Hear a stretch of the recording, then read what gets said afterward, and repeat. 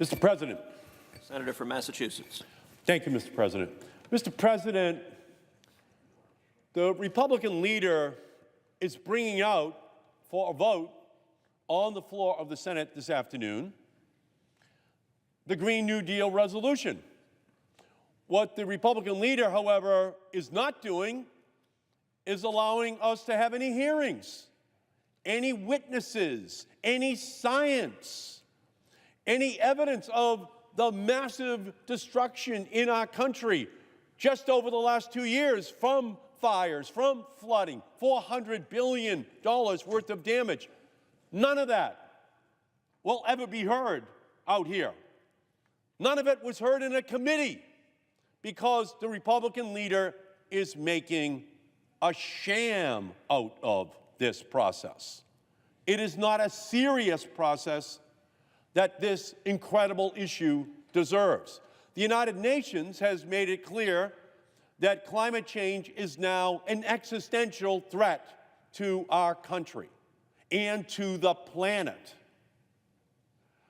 The Republicans' concern is that the Green New Deal is an existential threat to the Koch brothers, to ExxonMobil, to all of those polluting companies that do not want to end business as usual, notwithstanding the incredible damage that is being done to our planet. The Republican leader does not want a hearing where we learn that we now have 350,000 people in the wind and solar industries, blue-collar jobs, electricians, roofers, steel workers, 350,000 in our country. And the Green New Deal would supercharge that even more to millions of clean energy jobs in our country. We can save all of creation by engaging in massive job creation. That's the core of the Green New Deal. And we can do it in a way that ensures that we protect people in our country. We've gone now from 80,000 solar jobs to 240,000 solar jobs in just the last 10 years. We've gone from 2,500 electric vehicles to 1 million all-electric vehicles in just 10 years. 500,000 new electric vehicles sold this year in the United States, 1 year, after only having 2,000 10 years ago.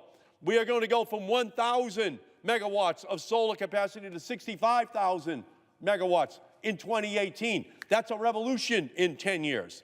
We're going from 25,000 megawatts of wind to 98,000 megawatts of wind. 10 years. That's the revolution the Koch brothers are afraid of. That's the revolution that the polluters want to stop because it's the existential threat to their business model. That's what the fight is all about out here. It's the Koch brothers versus the Green New Deal. It's one business model against another. And our business model is the job creation engine of this generation for blue-collar jobs. Now, who paid for the Republican study that they all came out on the floor to use? It was paid for by the Koch brothers. They put together what they believe are the costs of the Green New Deal. Not some private, independent group. The Koch brothers themselves paid for the study, which the Republicans used out here on the floor. What the hearings would have had, if the majority leader had ever ordered them to be conducted, would have been to just pick out some of the items about how much harm was done to our planet, to our own country in the last 2 years. $24 billion in Western wildfires, $24 billion in Hurricane Michael, $24 billion Hurricane Florence, $18 billion Western wildfires, $91 billion Hurricane Maria, on and on and on. Hurricane Harvey, $127.5 billion. This is all climate related. We pay the price for this. There's no exempting America from having to pick up the cost. Shouldn't we be investing in job creation? Shouldn't we be investing in this incredible change which has already taken place in our economy? So the Green New Deal is not just a resolution, it's a revolution. that is taking place across our country. That's why people are rising up all across our country, because they know we can do this.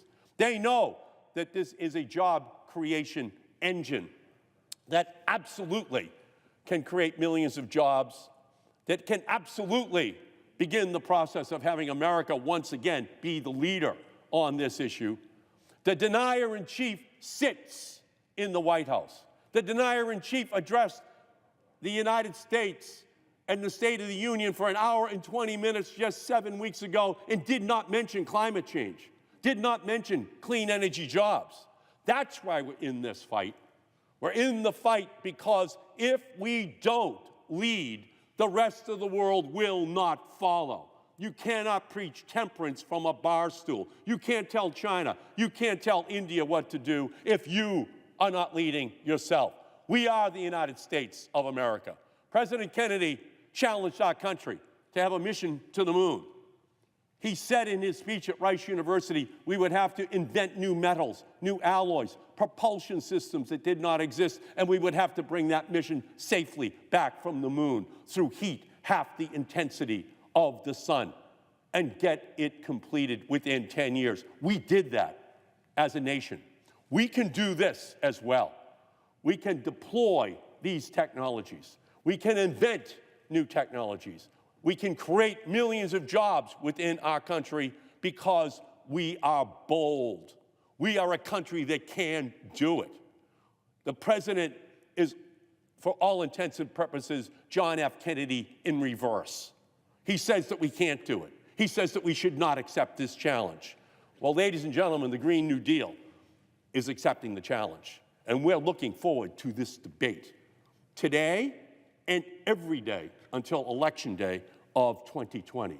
We are going to inject this issue into the presidential and congressional races of 2020 in a way that ensures that, unlike 2016, where Donald Trump and Hillary Clinton were not asked a single question about climate change, where the candidates are asked every day about what their plan is. So we say to the Republican leader, do you believe in the science? Do you believe it's an existential threat?